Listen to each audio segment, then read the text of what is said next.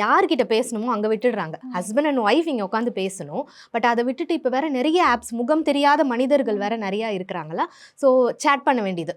ஒரு கிளைண்ட்டு பொண்ணு, சின்ன பொண்ணு, 7 வயசு பொண்ணு வந்து சொல்கிறாங்க, இது மாதிரி அம்மா வந்துட்டு பிரச்சனை, அம்மாக்கும் அப்பாவுக்கும் பிரச்சனை. ஸோ ஆல்மோஸ்ட் வந்துட்டு 6 இயர்ஸாக வந்துட்டு அவங்க தனியாக வாழ்ந்துட்டுருக்காங்க. அதுக்கப்புறம் வந்துட்டு ஃபேமிலியெல்லாம் பேசிட்டு திருப்பி 2 பேரையும் சேர்த்து வச்சுட்டாங்க. இப்போ அம்மா என்ன பண்ணுறாங்கன்னா, அகெயின் அந்த ரிலேஷன்ஷிப்பில் வந்துட்டு ஹஸ்பண்ட் வந்து அங்கே இன்னும் சரி ஆகலை.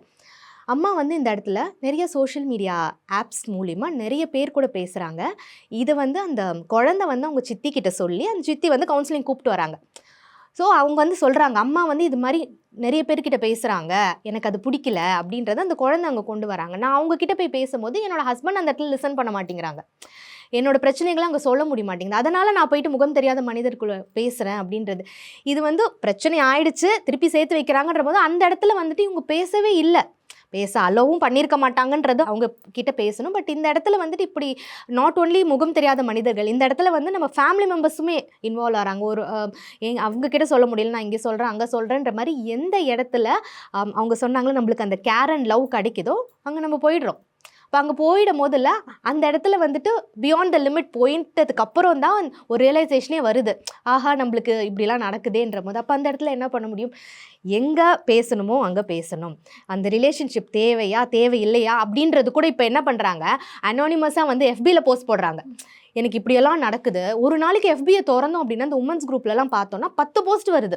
எனக்கு இப்படி நடக்குது, நான் என்ன பண்ணணும், என்ன இங்கே இருக்கிறவங்க அங்கே ஒரு 1000 கமெண்ட்ஸ் இருக்குது. யாருமே வந்து உங்கள் வீட்டில் பார்க்கல, உங்களுக்கு என்ன நடக்குது, உங்கள் ஹஸ்பண்ட் அப்படி அங்கே என்ன பண்ணுறாங்கன்றது பார்க்கல. நான் 3 வாட்டி பார்த்துட்டேன். ஒரு ஆப் மூலிமா வந்துட்டு அவர் வந்துட்டு நிறைய வந்து யாரோ பொண்ணுக்கிட்டலாம் பேசிகிட்டு இருக்காரு, நான் இவரோட வாழலாமா வேண்டாமா அப்படின்றது FBயில் வந்து கேட்குறாங்க. தெரபிஸ்ட்டை போய் கேளுங்க, அங்கே அட்வைஸும் நடக்குது. தெரப்பிக்கிட்டலாம் போயிடாதீங்க.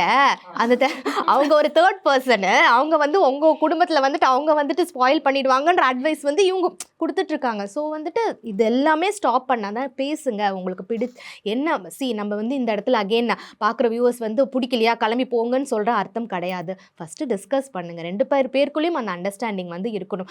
அந்த 2 இயர்ஸ் 3 இயர்ஸ்லலாம் கண்டிப்பாக எந்த ஒரு கப்பலுக்குமே அண்டர்ஸ்டாண்டிங் வராது. விட்டு கொடுத்து போகிறது, புரிஞ்சுக்கிறது, அக்செப்டன்ஸ், இது எல்லாம் நடந்ததுக்கு அப்புறம் தான் வந்துட்டு ஒரு 7 இயர்ஸ் 8 இயர்ஸில் தான் என்னோட ஒய்ஃப் இப்படி இருக்கிறாங்க, என்னோட ஹஸ்பண்ட் இப்படி இருக்கிறாங்கன்ற அந்த ஒரு அண்டர்ஸ்டாண்டிங் வந்துட்டு அதுக்கப்புறம் நம்ம லைஃப்பை எவ்வளோ தூரம் கொண்டு போகிறோம். சொன்ன மாதிரி குட்டி குட்டியாக லவ் யூ சொல்கிறது, ஹக் பண்ணுறது. ஈவன் நான் பேரண்ட்ஸ் கேட்பாங்க, குழந்தைங்க முன்னாடி நான் ஹக் பண்ணிக்கலாமா, குழந்தைங்க முன்னாடி this is all normal thing. அதுக்காக சண்டே போடாமல் இருக்க முடியாது, சண்டையும் நடக்கும். இது எல்லாம் இருந்தால் தானே ஃபேமிலி கண்டிப்பாக.